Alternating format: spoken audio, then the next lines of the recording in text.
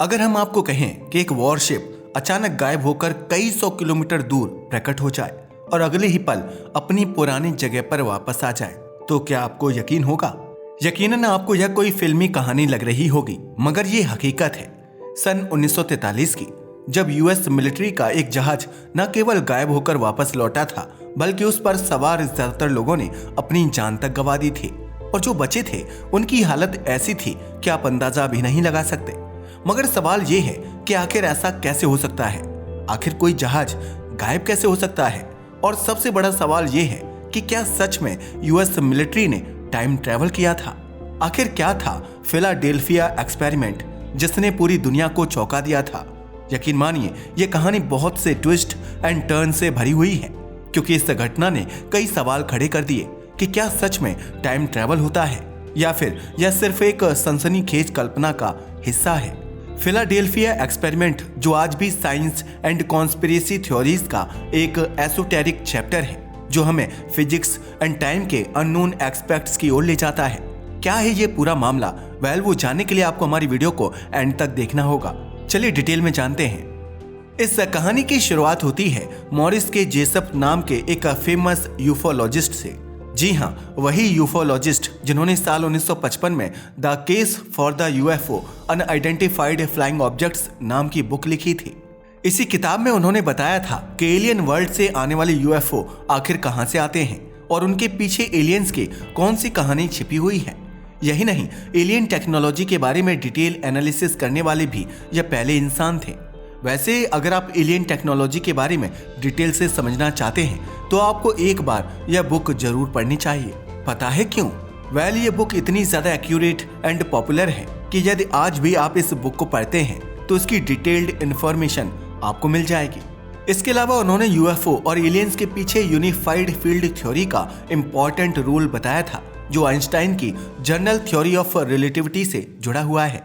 अब आप सोच रहे होंगे कि आखिर यूनिफाइड फील्ड थ्योरी होती क्या है। इसको आप कुछ ऐसे समझ सकते हैं। सोचिए कि आप एक मैजिक की तलाश में हो जो ब्रह्मांड के हर ताले को खोल सके। यूनिफाइड फील्ड थ्योरी ठीक वैसी ही चाबी है जो प्रकृति के सभी फोर्सेस जैसे ग्रेविटी, इलेक्ट्रोमैग्नेटिक फोर्स और strong and weak atoms force को एक ही फॉर्मूला में जोड़ने की कोशिश करती है। अब आइंस्टाइन की जनरल रिलेटिविटी थ्योरी के बारे में तो आप जानते ही हो। जी हाँ, वही थ्योरी जो कहती है कि ग्रेविटी कोई दिखने वाली ताकत नहीं बल्कि स्पेस एंड टाइम का बैंड होना है। लेकिन प्रॉब्लम यह है कि बाकी फोर्स जैसे मैग्नेट और न्यूक्लियर फोर्सेस अलग अलग तरीके से काम करते हैं। आइंस्टाइन ने पूरी जिंदगी यही कोशिश की कि कैसे इन सब फोर्सेस को एक ही मैथमेटिकल लैंग्वेज में लिखा जाए, लेकिन वह इसमें पूरी तरह सफल नहीं हो सके। आज भी साइंटिस्ट इस अधूरी पजल को हल करने की कोशिश कर रहे हैं ताकि हमें ब्रह्मांड की सबसे गहरे रहस्य समझ आ सके। चलिए अब वापस अपनी कहानी पर चलते हैं। जैसे ही 1955 में मॉरिस के जेसप ने अपनी बुक पब्लिश की तो उन्हें 2 लेटर मिले। ये दोनों ही लेटर बेहद हैरान कर देने वाले थे, क्योंकि इन लेटर्स में अमेरिकन मिलिट्री के एक टॉप सीक्रेट प्रोजेक्ट की जानकारी दी गई थी। अब आप सोच रहे होंगे कि अमेरिका की मिलिट्री के सीक्रेट मिशन की जानकारी इन्हें क्यों दी जा रही थी और आखिर कौन था वह शख्स जिसने ये लेटर लिखे थे। आपकी जानकारी के लिए बता दें कि कार्लोस मिगुएल एलेंदे नाम के व्यक्ति ने वो लेटर लिखे थे, लेकिन उन लेटर में उन्होंने अपना झूठा नाम जो लिखा था।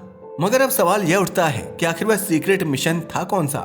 दरअसल इन लेटर्स में अमेरिका के जिस मिलिट्री प्रोजेक्ट की जानकारी थी, वैसे तो यह मिलिट्री प्रोजेक्ट एक्सट्रीमली कॉन्फिडेंशियल था, लेकिन पता नहीं क्यों यह जानकारी एलेंदे ने जेसप को भेजी थी और यह मिशन था फिलाडेल्फिया मिशन। जी हाँ, आप सही समझे, वही मिशन जो फिलाडेल्फिया एक्सपेरिमेंट के नाम से फेमस था। अब सवाल उठता है कि फिलाडेल्फिया एक्सपेरिमेंट क्या था और यह कब, कहां और कैसे हुआ। दरअसल इसकी शुरुआत हुई थी दुनिया के सबसे वर्स्ट टाइम में। यह 1943 का टाइम था जब पूरी दुनिया वर्ल्ड वॉर सेकंड से जूझ रही थी। हालांकि स्टार्टिंग में अमेरिका वर्ल्ड वॉर 2 का पार्ट नहीं था, वह तो दूर से बैठकर ही अपना एंटरटेनमेंट कर रहा था।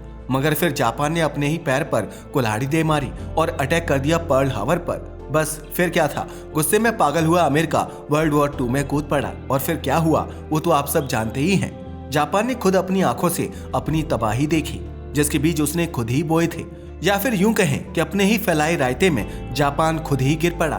भले ही जापान वर्ल्ड वॉर 2 का पार्ट स्टार्टिंग में नहीं था, मगर इसके बावजूद उसने अपनी सेना को तैयार करके रखा हुआ था और जब अमेरिका अपनी मिलिट्री पावर के साथ इस वॉर में आया तो पूरा खेल ही बदल गया।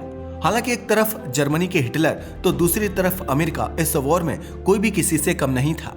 हिटलर की नाजी आर्मी ने अटलांटिक महासागर में मैग्नेटिक रिसेप्टर्स लगा रखे थे जिसमें रडार टेक्नोलॉजी थी। ये रिसेप्टर्स दुश्मनों के बैटलशिप को ट्रैक करते थे ताकि समय रहते उन्हें डिस्ट्रॉय किया जा सके। हिटलर किसी भी तरह से इस युद्ध को जीतना चाहता था। इतने पुराने टाइम में भी वो वॉर में एक से बढ़कर एक नई टेक्नोलॉजी का इस्तेमाल कर रहा था ताकि सबको हरा कर वो वर्ल्ड चैंपियन बन सके। लेकिन अमेरिका भी कुछ कम नहीं था। हालांकि उनके पास हिटलर जैसी एडवांस्ड टेक्नोलॉजी नहीं थी, मगर अमेरिका की मिलिट्री इस प्रॉब्लम का सॉल्यूशन ढूंढने में लगी हुई थी। वे ऐसी टेक्नोलॉजी पर काम कर रहे थे जिसमें बैटलशिप कुछ समय के लिए पूरी तरह रडार से गायब हो सके और कोई उन्हें ट्रेस ना कर पाए। लेकिन उन्हें यह अंदाजा नहीं था कि यह टेक्नोलॉजी उन्हें सिर्फ रडार से ही नहीं बल्कि पूरी तरह इनविजिबल कर देगी। क्या? जी हाँ, आपने सही सुना। कार्लोस मिगुएल एलेंडे ने बताया कि फिलाडेल्फिया एक्सपेरिमेंट 28 अक्टूबर 1943 को नेवल शिपयार्ड में किया गया था।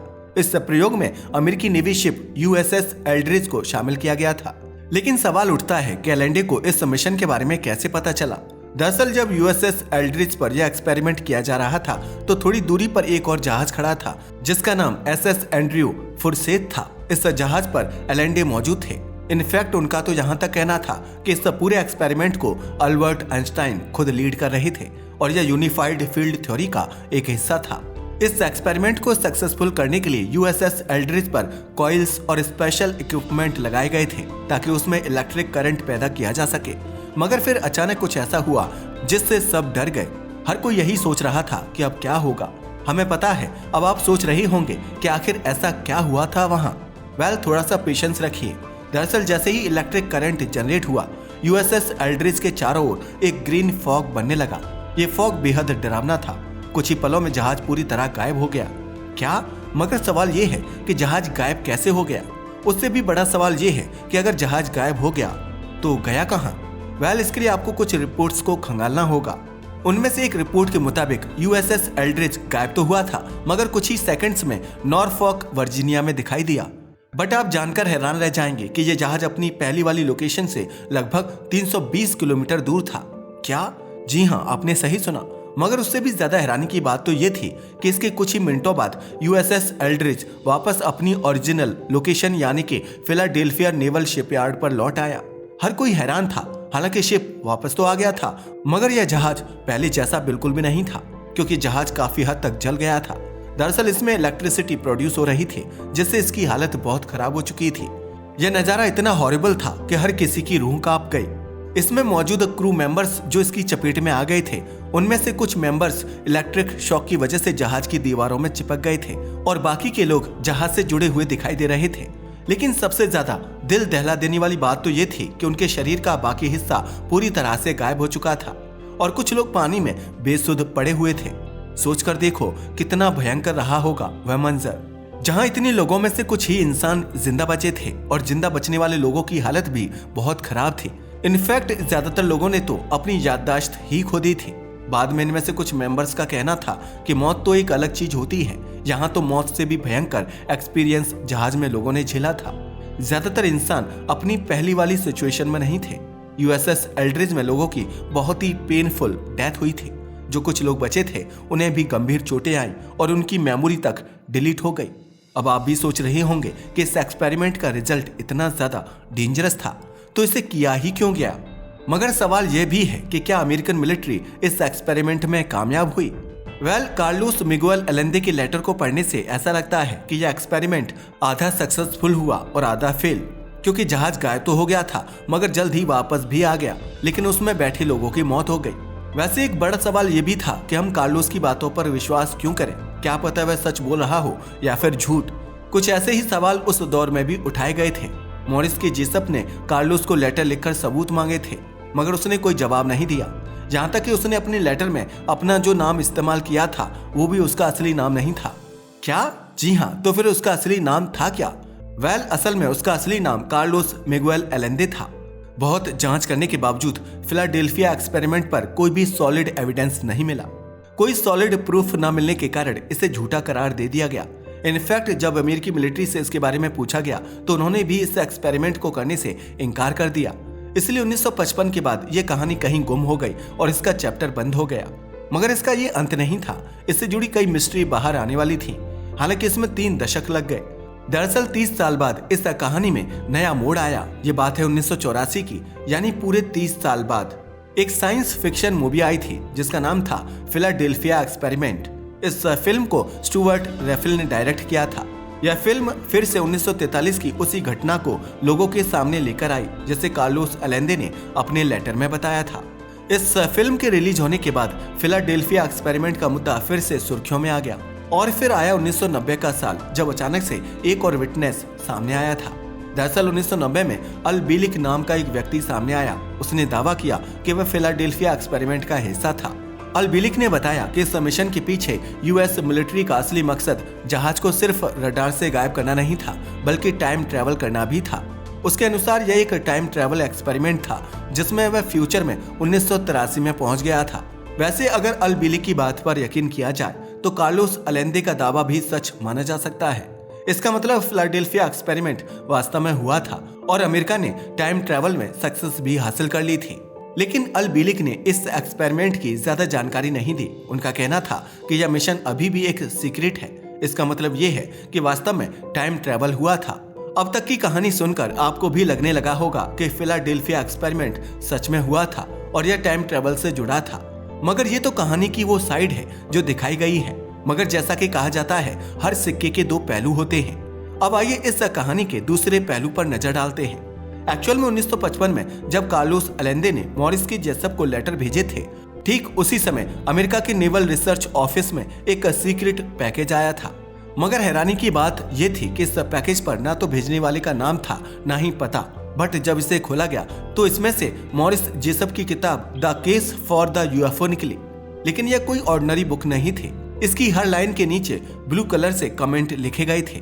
इतना ही नहीं, इन कमेंट्स को 3 अलग अलग रंगों से हाईलाइट किया गया था, जिसका मतलब हो सकता है कि 3 अलग अलग लोगों ने इस बुक पर रिसर्च की थी और अपने अपने विचार इसमें लिखे थे। इस बुक में एक बात मेंशन की गई थी कि जो लोग शिप इनविजिबिलिटी टेक्नोलॉजी की खोज कर रहे हैं, वे इंसानों को एलियंस से काफी करीब ले जा रहे हैं, जो कि इंसानों के लिए खतरनाक हो सकता है।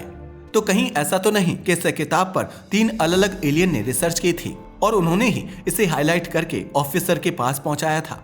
इसके साथ ही इसमें फिलाडेल्फिया एक्सपेरिमेंट का भी जिक्र किया गया था। मगर फिर ऑफिसर को इसमें कुछ अनयूजुअल लगा। जैसे ही नेवल रिसर्च ऑफिसर का ध्यान इस पर गया तो उन्होंने मॉरिस जेसप को इस पैकेज के बारे में पूछताछ के लिए अपने ऑफिस में बुलाया। और फिर खुलता है कार्लोस अलेंदे का राज। जी हाँ, एक ऐसा राज जो अब तक सबसे छुपाया गया था। एक्चुअल में मॉरिस जेसप इस बुक को देखते ही पहचान लेते हैं कि इसमें जो 3 अलग अलग रंगों में कमेंट लिखे गए हैं वे किसी और ने नहीं बल्कि खुद कार्लोस अलेंदे ने ही किए हैं, क्योंकि यह उनकी खुद की हैंडराइटिंग थी। यानी कि अगर अब तक आप सोच रहे थे कि इस बुक में 3 अलग अलग एलियंस ने कमेंट किए हैं, तो ऐसा कुछ नहीं था। यह सब कार्लोस अलेंदे का ही किया धरा था। लेकिन सवाल उठता है कि कार्लोस ने ऐसा क्यों किया। जब ऑफिस ऑफ नेवल रिसर्च ने कार्लोस अलेंदे से यह सवाल किया तो उसने बताया कि जब मॉरिस जेसप ने फिलाडेल्फिया एक्सपेरिमेंट और यूएफओ पर बुक लिखी तो उसमें कुछ ऐसी बातें भी थीं जो इंसान के लिए खतरनाक हो सकती थी। इसलिए मैं उन्हें डराना चाहता था कि एलियन सिविलाइजेशन के बारे में जानना इंसानों के लिए बेहद डेंजरस प्रूफ हो सकता है। इसलिए मैंने यह सब किया। इसके बावजूद मॉरिस जेसप इस घटना के पीछे की सच्चाई जानने के लिए रिसर्च कर ही रहे थे। लेकिन 20 अप्रैल 1959 को एक कार एक्सीडेंट में उनकी मौत हो गई थी। लेकिन फिर कार्लोस अलेंदे द्वारा मॉरिस को लिखे गए लेटर और उनकी किताब पर लिखे गए कमेंट लगातार पॉपुलैरिटी हासिल कर रहे थे। टेक्सास की एक कंपनी वैरू मैन्युफैक्चरिंग कॉर्पोरेशन ने इस बुक को एक नई एडिशन में पब्लिश करना शुरू कर दिया था। इस नई एडिशन का नाम रखा गया the case for the UFO Varo edition. यह एडिशन लोगों के बीच काफी पॉपुलर हुआ। इसे लोगों ने बहुत ज्यादा खरीदा और पढ़ा। इसके अलावा फिलाडेल्फिया एक्सपेरिमेंट पर कई मूवीज भी बनाई गईं, जिनकी बेसिक स्क्रिप्ट इसी एडिशन से ली गई थी। लेकिन क्या आपको पता है, वैरू मैन्युफैक्चरिंग कॉर्पोरेशन वही कंपनी थी जिसे ऑफिस ऑफ नेवल रिसर्च ने कॉन्ट्रैक्ट वर्क दिया था। यानी कि अब आपको समझ आ रहा होगा कि शायद यह सब एक कॉन्ट्रैक्ट का हिस्सा था और इसका मकसद केवल और केवल पैसा कमाना हो सकता है। हालांकि इस बात में कितनी सच्चाई है आज भी यह कोई नहीं जानता। तो अब सवाल यह उठता है, क्या फिलाडेल्फिया एक्सपेरिमेंट सच में हुआ था या फिर यह सिर्फ कार्लोस अलेंदे और मॉरिस की एक कल्पना मात्र थी? हमें अपनी राय कमेंट में जरूर बताइएगा। साथ ही अगर आपको हमारी वीडियो पसंद आई हो तो इसे लाइक करें और हमारे चैनल को सब्सक्राइब करना ना भूलें। धन्यवाद।